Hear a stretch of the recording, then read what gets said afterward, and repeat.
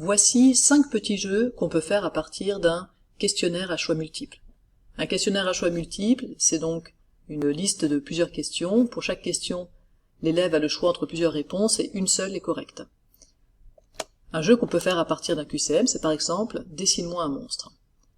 L'objectif dans ce jeu, ce sera de dessiner un monstre, comme son nom l'indique, et pour savoir comment dessiner le monstre, l'élève doit répondre aux questions. Chaque question permettra de savoir comment dessiner un des attributs du monstre. Typiquement, ici, la question 1 permet de savoir comment dessiner les yeux du monstre. Si la réponse est A, eh bien c'est qu'on doit dessiner les yeux comme ça. La question 2 pourra nous dire comment dessiner la bouche, puis la question 3, les bras, etc. C'est un jeu qui a en général beaucoup de succès, les élèves ont du plaisir à voir apparaître le monstre au fur et à mesure, et à la fin ils doivent le comparer au modèle, et ils peuvent savoir tout de suite où ils se sont trompés. S'ils n'ont pas les bons yeux, bien ils peuvent reprendre la question 1 par exemple. Autre type de jeu possible, c'est les messages codés.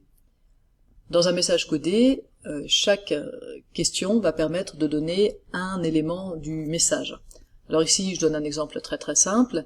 Si la réponse à question 1 est A et la réponse à question 2 est B, eh bien le message codé c'est bravo. Alors évidemment, on peut faire des choses plus subtiles. On pourrait avoir un symbole et puis ensuite une table de décryptage ou d'autres idées que je vous propose de découvrir dans la suite de la formation. Un autre type de jeu, assez différent celui-ci, qui s'appliquerait plutôt pour un travail à faire à la maison, c'est de proposer le QCM sous la forme d'une recette. Chaque question va permettre de savoir quelle quantité d'ingrédients il faut mettre.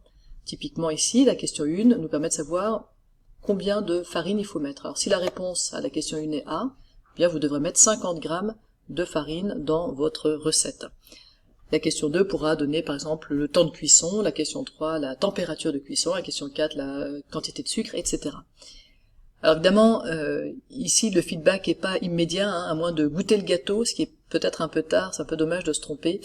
Donc là il faut quand même vérifier avec les élèves que le questionnaire est juste avant qu'ils se lancent dans la réalisation de la recette, et puis on espère bien sûr après une dégustation en classe. Les points à relier, l'idée ici est de savoir quel point il faut relier pour obtenir le dessin, et c'est en répondant au QCM qu'on va savoir ça.